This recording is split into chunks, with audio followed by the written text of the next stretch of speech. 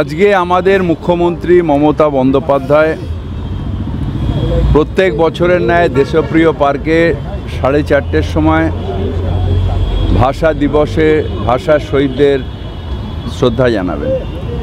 এখানে আমরা তারই নির্দেশে একটা ভাষা শহীদ স্মারক করেছিলাম, সেখানে আমরা শ্রদ্ধা জানাতে এলাম। এবং আপনাদের বলে রাখি, বাঙালি জাতি লড়াই করতে জানে, বাঙালি জাতি মাথা তুলে বাঁচতে জানে। সুতরাং কেউ ইচ্ছা করলেই আমাদের মাথা নত করতে পারবে না। এর আগে অনেকবার চেষ্টা হয়েছে। এই 21শে ফেব্রুয়ারি বহু বাঙালি যুবক তার প্রাণ দিয়েছে বাঙালি মাতৃভাষার সম্মানের জন্যে।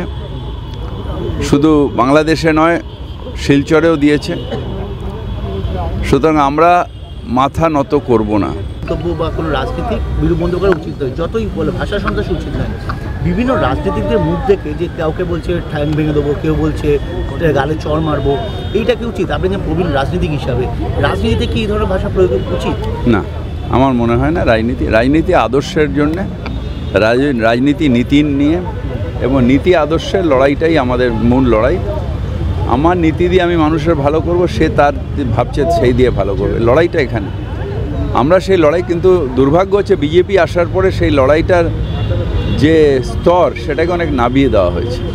পার্সোনাল অ্যাটাক, পার্সোনাল কুৎসা, এসবের মধ্যে সেটাকে নামিয়ে দেওয়া হয়েছে। নাহলে রাজনীতি নীতির লড়াই, রাজনীতি হচ্ছে আদর্শের লড়াই, এটা আমি বিশ্বাস করি। তিনটে খাতে আপনারা এই বরাদ্দ সামান্য কমিয়েছেন, এটা কি অন্য বিষয়গুলোকে আরও জোর দেওয়ার জন্য? না, যা আমাদের কাছে হচ্ছে নিড বেস বাজেট। আমরা এতদিন যেগুলোর ওপরে প্রাধান্য দিয়েছি সেটা হয়ে গেছে, তারপরে তার এক্সট্রা তাকে দেওয়া যায় না। আমার অন্য খাতে যেখানে আমাদের আরও দরকার সেখানে টাকা খরচা করতে হবে।